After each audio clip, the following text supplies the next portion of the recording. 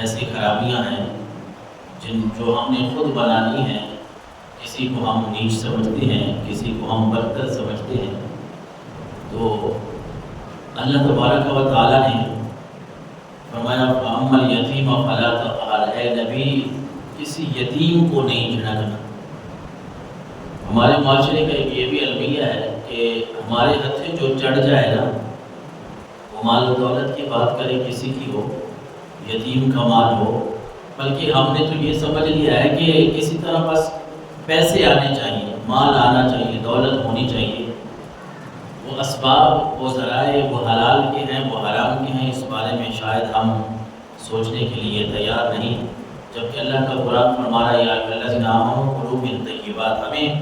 کھانے کا حکم نہیں دیا گیا صرف کھانے کا، بلکہ رب نے فرمایا مومنو جو رزق ہم نے عمدہ اور حلال طیب جو ہم نے تمہیں رزق عطا فرمایا اس میں سے کھاؤ. میں بات کر رہا تھا انسان کی پیدائش کی فطرتی طور پہ اللہ تبارک و تعالیٰ نے فرمایا انا خلقناکم من ذکر و انثی، اے انسان ہم نے تجھے حضرت آدم اور حضرت حوا سے، مذکر اور مؤنث سے، ماں باپ سے تمہیں پیدا کیا. وجعلناکم شعوبا وقبائل لتعارفوا، تمہارے قبیلے بنائے، تمہاری ذاتیں بنائیں لتعارفوا، تاکہ تم ایک دوسرے کی پہچان کر سکو، تعارف کر سکو. یہ قومیں، یہ ذاتیں، یہ قبیلے اس لیے نہیں بنائے گئے کہ کوئی کسی کے اوپر برتری حاصل کرے، کوئی یہ سمجھے کہ میں فلاں قوم اور فلاں ذات سے تعلق رکھتا ہوں، بلکہ رب کا قرآن کہہ رہا ہے یہ تمہاری تعارفی، یہ تمہارا تعارف ہے، یہ تمہاری پہچان ہے کہ تم ایک دوسرے کو بتا سکو. تمہارے لیے گلی محلے میں، تمہارے شہر میں، علاقے میں آسانی ہو کہ فلاں ذات اور فلاں قبیلے کے لوگ یہاں رہتے ہیں، فلاں قبیلے کا فرد جو ہے اس کا گھر فلاں جگہ پہ. خیر، اللہ تبارک و تعالیٰ نے یتیم کے بارے میں جو آج کی گفتگو ہے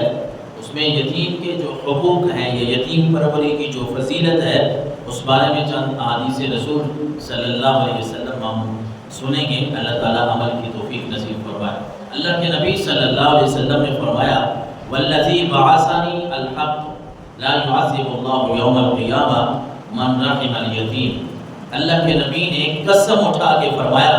کہ مجھے اس ذات کی قسم جس نے حق کے ساتھ مجھے مبعوث فرمایا ہے، اس دنیا میں بھیجا ہے، یعنی مجھے رب کی قسم ہے جو بندہ یتیم کے اوپر رحم فرماتا ہے، رحم کرتا ہے، اللہ اس کو قیامت والے دن عذاب سے نجات عطا فرما دے گا. اب اس کو قیامت والے دن جب لوگ نفسا نفسی کے عالم میں ہوں گے، لوگ ایک دوسرے کے سہارے ڈھونڈ رہے ہوں گے کہ کوئی کسی کو یہ پہچان نہیں ہو، پتہ نہیں چلے گا بھائی کریں تو اب کیا کریں. اللہ کے نبی صلی اللہ علیہ وسلم نے فرمایا تم دنیا میں یتیموں کے اوپر رحم و کرم کرو، یہاں یتیموں کے ساتھ اچھا سلوک کرو، قیامت والے دن آئے گا تو میں محمد تمہیں اللہ کی قسم اٹھا کے کہہ رہا ہوں اور تمہیں عذاب سے نجات عطا فرما دے گا. اور یہ ایسی اس کی فضیلت ہے یتیم کی کفالت کرنا، اس کو پالنا. والا یتیم ہوتا کون ہے؟ ہمارے ہاں تو یہ ہے کہ جس کی والدہ یا والد یا دونوں چلے جائیں ہم اس کو یتیم کہتے ہیں. لیکن جس یتیم کی بات ہم قرآن یا حدیث میں کرتے ہیں نا، اس سے مراد وہ نابالغ بچے ہوتے ہیں جن کا والد فوت ہو جائے،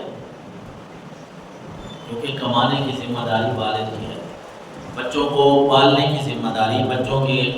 کپڑے ہیں، ان کی رہائش ہے، بیوی کے کپڑے ہیں، ان کی رہائش ہے، والدین کے لیے یہ سارے معاملات جو ہیں اللہ نے وہ والد کے سپرد کیے ہیں.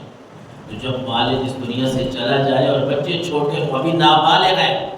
اللہ نے اور اللہ کے نبی صلی اللہ علیہ وسلم نے جو یتیم کی بات کی ہے وہ اس یتیم کی ہے جو میں عرض کر رہا ہوں کہ چھوٹا بچہ ہو یا بچیاں ہوں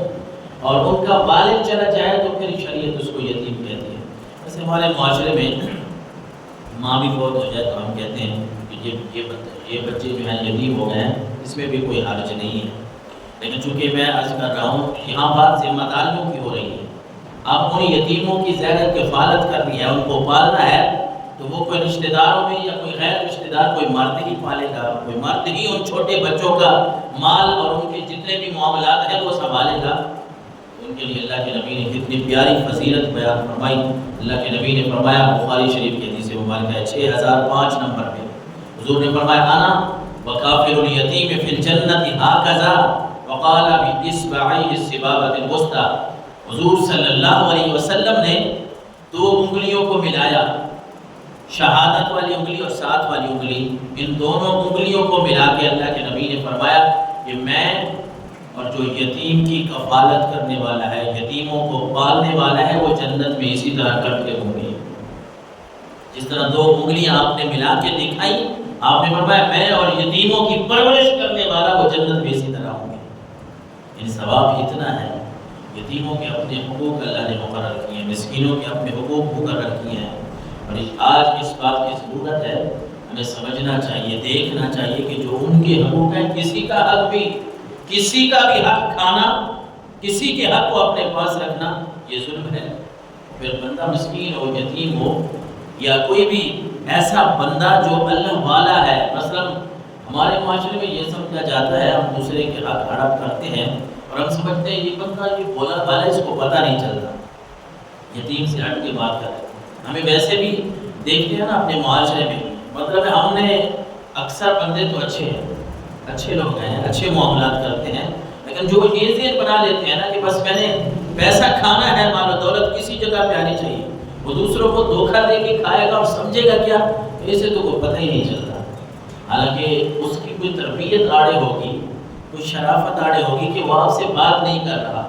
وہ آپ کو یہ نہیں کہہ رہا کہ آپ مجھ سے زیادتی کر رہے ہیں، آپ میرا مال جو ہے یا میرے پیسے یا میرا کھلا معاملہ وہ جہالت کی بنا پہ آپ کھا رہے ہیں، آپ مجھ سے زیادتی کر رہے ہیں، ناانصافی کر رہے ہیں، وہ یہ نہیں کہے گا، کیونکہ اس کی تربیت ایسی ہے،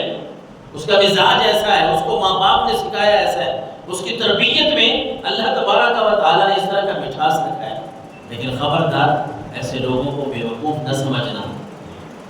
آپ ان کو بیوقوف بنا تو سکتے ہیں، بیوقوف سمجھ نہیں سکتے، انہیں ساری بات کا علم ہوتا ہے.